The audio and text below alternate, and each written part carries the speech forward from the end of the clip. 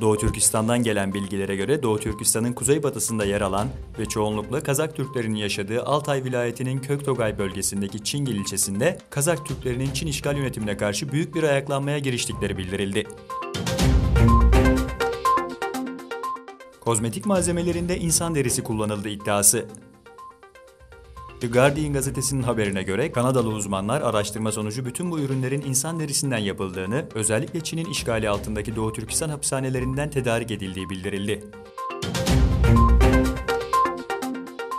Rusya Devlet Başkanı Vladimir Putin, Suriye zirvesi ve Akkuyu nükleer santralinin açılış töreni için Ankara'ya geldi. Yeniden başkan seçildikten sonra ilk yurtdışı ziyaretini Türkiye'ye yapan Putin'i, Beştepe'de karşılayan Cumhurbaşkanı Recep Tayyip Erdoğan, "İşbirliğimiz çelik gibi güçlendi." dedi. Birleşmiş Milletler'e göre Yemen, dünyadaki en büyük insani krizin yaşandığı ülke konumunda. Ülke nüfusunun 3'ü acil insani yardıma ve korumaya muhtaç. ABD Başkanı Donald Trump, ülkesinin Suriye'den çekilmeyi ciddi şekilde düşündüğünü belirterek, "Suriye'den çıkma planı üzerinde çalışıyoruz. Suudi Arabistan bizim Suriye'de kalmamızı istiyorsa parasını ödemesi gerekecek." dedi. İsrail Başbakanı Benjamin Netanyahu, Afrika kökenli yasa dışı göçmenlerin batılı ülkelere gönderilmesini içeren anlaşmayı resmen iptal ettiğini duyurdu.